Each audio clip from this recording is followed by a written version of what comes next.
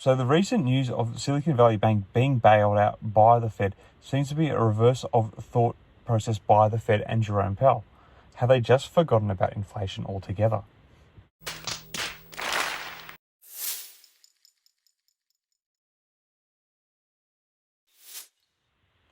Hi again, everyone. I hope you're all doing well. So the recent news about the failure of Silicon Valley Bank has sent shockwaves through the financial industry. The collapse of this medium-sized bank has raised concerns among depositors, shareholders, and regulators, especially given the current economic climate of high inflation and high interest rates. For depositors, the announcement that they will have access to their money is certainly welcome news. The Federal Deposit Insurance Corporation, or FDIC, has provided unlimited protection for depositors in this case, going beyond the usual $250,000 per account limit. This move was necessary to avoid a run on other banks that are not considered systematically important and to prevent depositor flight, which could lead to a series of bank failures. So I kind of get why they did it. However, for shareholders, the situation is less clear.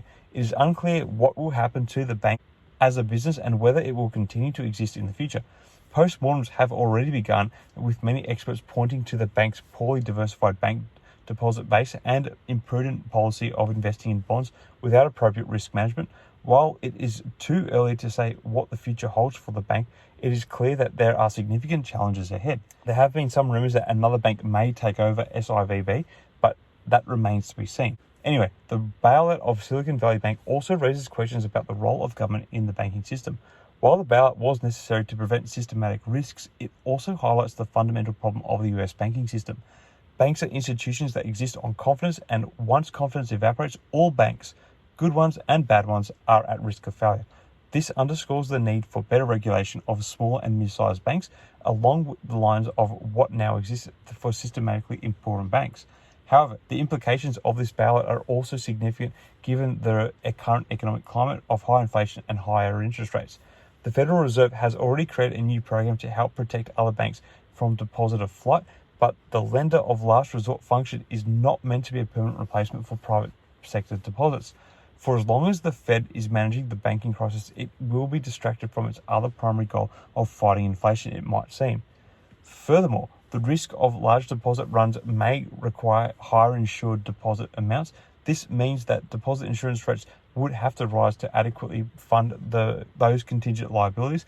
Raising deposit insurance levels would also mean that regulation of small and medium-sized banks would become intensified. While this may be necessary to prevent future banking crises, it could also be challenging to achieve politically. So in conclusion, the situation with Silicon Valley Bank is a sobering reminder of the fragility of the banking system and the need for better regulation of smaller and mid-sized banks.